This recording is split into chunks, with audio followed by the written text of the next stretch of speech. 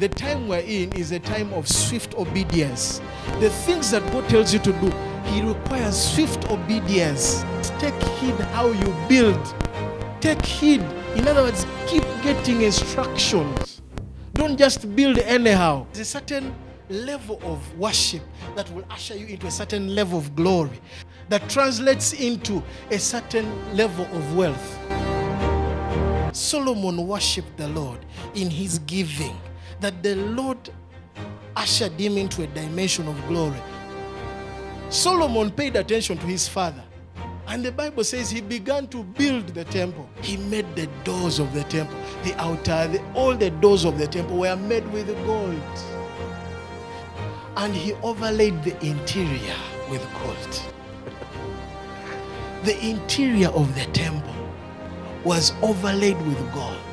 He garnished the house with precious stone for beauty. The gold that he used to overlay the whole temple depicted the character, the purity of God. There's a dimension of worship that Solomon engaged, which was upon his father David. In offering, he offered 20,000 oxen and 120,000 sheep. Extravagant, I call it extravagant worship, which is seen in your giving. The glory of God filled the house, the priests could not enter. After doing this, the Bible says, and now the weight of gold that came to Solomon in a year was 666 talents of gold. You would get $3.8 billion per year.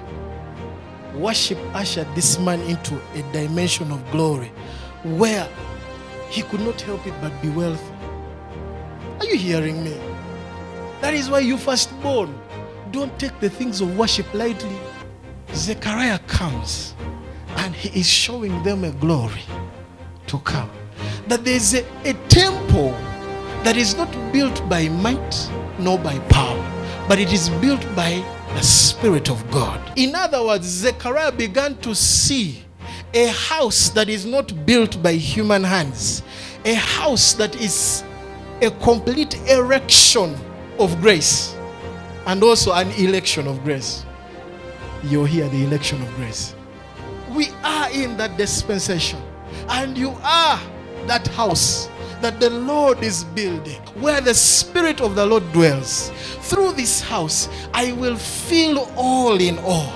Many are called, but few are chosen. The few are the ones that give themselves completely to the core. We are the Joshua Caleb generation.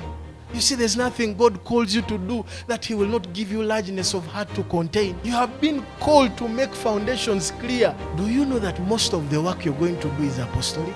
You're dealing with governments. You're dealing with changing of systems. Apostolic. You're dealing with establishing things that have not been in the earth, or things that have been forgotten, that things people have broken down for generations, as in they have forgotten about them.